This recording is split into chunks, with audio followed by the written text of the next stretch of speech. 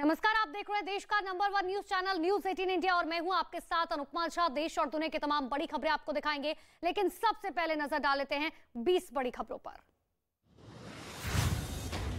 श्रद्धा murder case में आरोपी आफ्ताब का नार्को टेस्ट किया जा रहा है। जिले के अंबेडकर अस्पताल में डॉक्टर्स की टीम आफ्ताब का नार्को टेस्ट कर रही है। बताया ये जा रहा है कि नार्को टेस्ट पूरा होने में करीबन 2 से 3 घंटे लग सकते हैं। इससे पहले पुलिस आफ्ताब को अस्पताल लेकर पहुंची, जहां नार्को से पहले होने वाले टेस्ट कराए गए। बता दें कि नार्को टेस्ट से पहले आफ्ताब को पॉलीग्राफ टेस्ट भी उसका किया जा चुका है।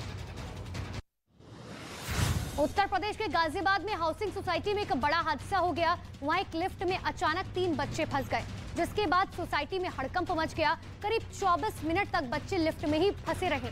आलम यह है कि लिफ्ट से निकलने के बाद भी बच्चे डरे हुए हैं। बच्चों के परिवार वालों ने हाउसिंग सोसाइटी पर लापरवाही का बड़ा आरोप लगाया।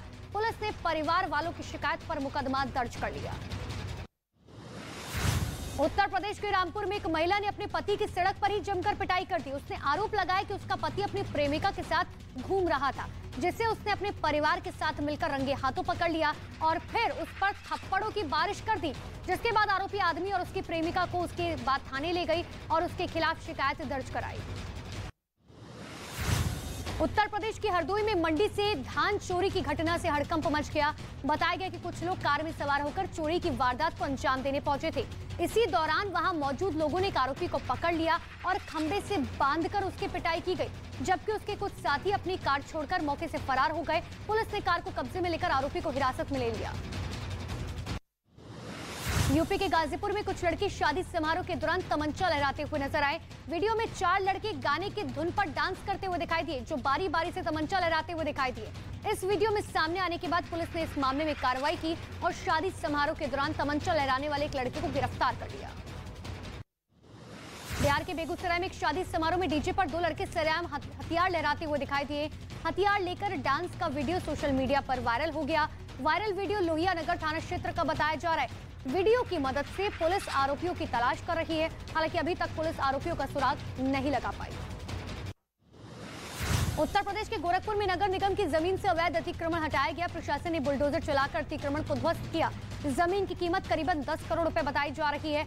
आरोप है कि पिछले काफी दिनों से लोगों ने जमीन पर कब्जा किया हुआ था, जिसके खिलाफ नगर निगम ने कई बार नोटिस देकर अतिक्रमण हटाने की चेतावनी दी थी। कब्जा नहीं हटाने पर अतिक्रमण हटाओ अभियान के तहत ये कार्रवाई की गई। यूपी के कुशीनगर में एटीएम लूटने वाले गैंग के बदमाशों और पुलिस के बीच मुठभेड़ हुई, जिसमें पुलिस की जवाबी कार्रवाई में 4 बदमाशों के पैर में गोली लग गई। इसके बाद उन्हें गिरफ्तार कर लिया गया। लुटेरों के पास से 4 तमंचा, एक पिस्टल, एक एसयूवी बरामद की गई। साथ ही उनके पास से एटीएम मशीन काटने वाली ऑक्सीजन सिलेंडर और एलपीजी पाइपलाइन भी बरामद हुई। बिहार के मुंगेर में अवैध हथियार बनाने वालों के खिलाफ पुलिस ने कड़ी कार्रवाई की। मौके से एक आरोपी को गिरफ्तार किया गया। दरअसल नक्सली इलाके में पुलिस ने छापेमारी अभियान चलाया और 2 अवैध हथियार फैक्ट्री का भंडाफोड़ किया। कार्रवाई के दौरान 2 पिस्तौल और 5 जिंदा कारतूस के साथ हथियार बनाने में इस्तेमाल होने वाले सामान भी बरामद किए।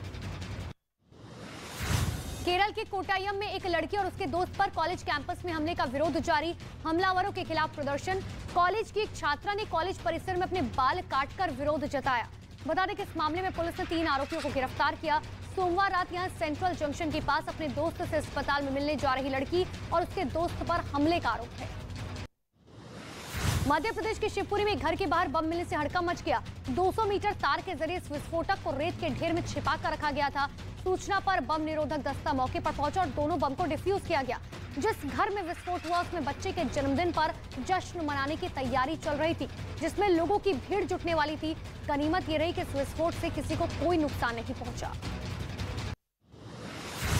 राजस्थान के माउंट आबू में कड़ाके की सर्दी के बाद बर्फबारी शुरू हो गई। मैदानी इलाकों में कड़ाके की ठंड पड़ रही है। गाड़ियों के ऊपर बर्फ जमी हुई है, तो वहीं माउंट आबू के कई इलाकों में भारी बर्फबारी का सैलानी लुत्फ उठाते हुए नजर आए। उधर आदिवासी समाज के लोग भी इस सर्दी बाखर देवता को पूजने के लिए माउंट आबू पहुंच जाते हैं। उत्तराखंड के चमोली में कड़ाके की ठंड पड़ रही है। पहाड़ों में लगातार तापमान में गिरावट की वजह से ऋषि गंगा नदी का पानी जम गया। इसके अलावा बद्रीनाथ धाम के पास बहने वाले नदी का पानी धीरे धीरे बर्फ का आकार ले रहा है। पहाड़ों पर सुबह शाम तापमान में भारी गिरावट दर्ज की गई, जिससे लोगों को परेशानी हो रही है। भारत के G20 की अध्यक्षता की आज से औपचारिक शुरुआत हो गई। देश की 100 इमारतों को रोशन किया जाएगा। भारत एक साल में 50 से अधिक जगहों पर 200 बैठकों की अध्यक्षता करेगा। इस मौके पर पीएम मोदी ने ट्वीट कर कहा कि आज भारत ने अपनी G20 की अध्यक्षता की शुरुआत की है।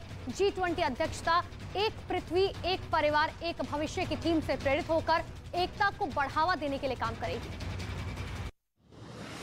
गुजरात में पहले चरण के तहत 89 विधानसभा सीटों के लिए वोटिंग की जा रही है। सुबह 9 बजे तक 4.63% मतदान हुआ। शाम 5 बजे तक वोट डाले जाएंगे।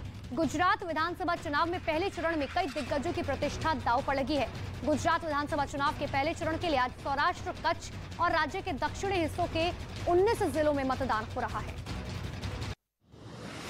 गुजरात में पहले चरण की वोटिंग के दौरान बड़े बड़े नेताओं ने वोट डाला। राज्य के पूर्व मुख्यमंत्री विजय रूपाणी ने राजकोट में मतदान किया और कहा कि पीएम के प्रति लोगों का आदर और भरोसा है, बीजेपी को जरूर बहुमत मिलेगी। सूरत में राज्य गृह मंत्री हर्ष संघवी ने वोट डाला। साथ ही वलसाड़ में वित्त मंत्री कन्नू भाई देसाई अपने परिवार के साथ उन्होंने वोटिंग की। तो वहीं बीजेपी के प्रदेश अध्यक्ष CR पाटिल ने भी मताधिकार का प्रयोग किया।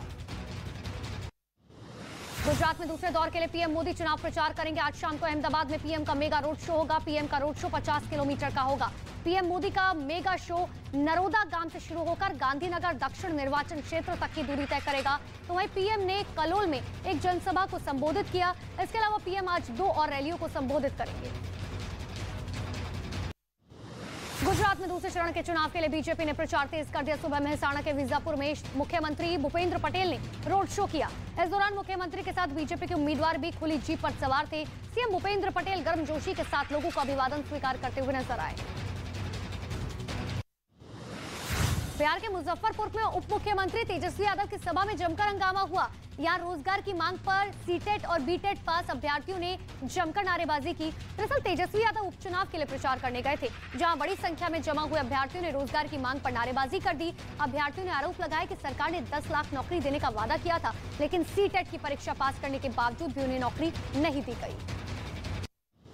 और अफगानिस्तान के समांगन प्रांत में एक मदरसे के बाहर जोरदार विस्फोट हुआ, जिसके बाद चीख पुकार मच गई। हादसे में 23 छात्रों की मौत हो गई, जबकि 30 लोग इसमें घायल हुए। सभी घायलों को अस्पताल में भर्ती कराया गया। धमाका इतना तेज था कि काफी दूर तक इसकी आवाज सुनाई दी। हालांकि अब तक किसी आतंकी संगठन ने इसकी जिम्मेदारी नहीं ली है।